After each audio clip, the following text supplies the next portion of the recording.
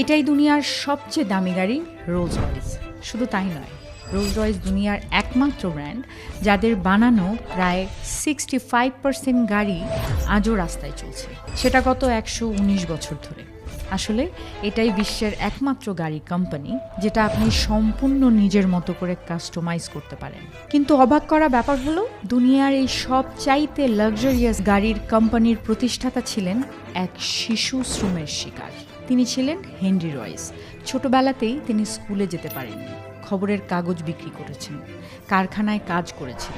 সেখানেই তিনি কাঠের কাজ ও ইলেকট্রিক কাজ শিখেছিলেন। তবে মেকানিক্সের প্রতি আগ্রহ এতটাই গভীর ছিল যে মাত্র 21 বছর বয়সে তিনি একটি কোম্পানিতে মেকানিক্যাল ইঞ্জিনিয়ার হিসেবে কাজ শুরু করেন। কিন্তু জীবন তো এত সহজ নয়। যে কোম্পানিতে তিনি কাজ করছিলেন সেটাই একসময় বন্ধ হয়ে গেল। তখন রয়েসও আমাদের মতোই সাধারণ মানুষ ছিলেন, তাই অন্য চাকরি খোঁজার বদলে ভাবলেন কেননা নিজের জন্যই কিছু করা যাক। তারপর এক বন্ধুর সঙ্গে মিলে তিনি শুরু করলেন FH কোম্পানি, যেখানে তারা প্রথমে নষ্ট ইলেকট্রনিক্স ঠিক করতেন, পরে নিজেরাই ইলেকট্রনিক যন্ত্রপাতি বানাতে শুরু করলেন।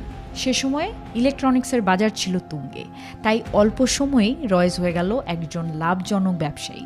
পরিবার ভালো ছিল, সবকিছু সুন্দর চলছিল।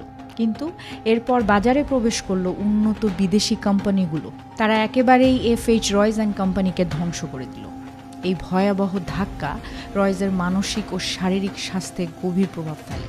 অবস্থা এতটাই খারাপ হলো যে ডাক্তাররা বললেন, আপনার শরীরের বিশ্রাম দরকার, হাঁটাচলা বন্ধ করুন, একটা গাড়ি কিনুন, কোথাও ছুটি কাটিয়ে আসুন।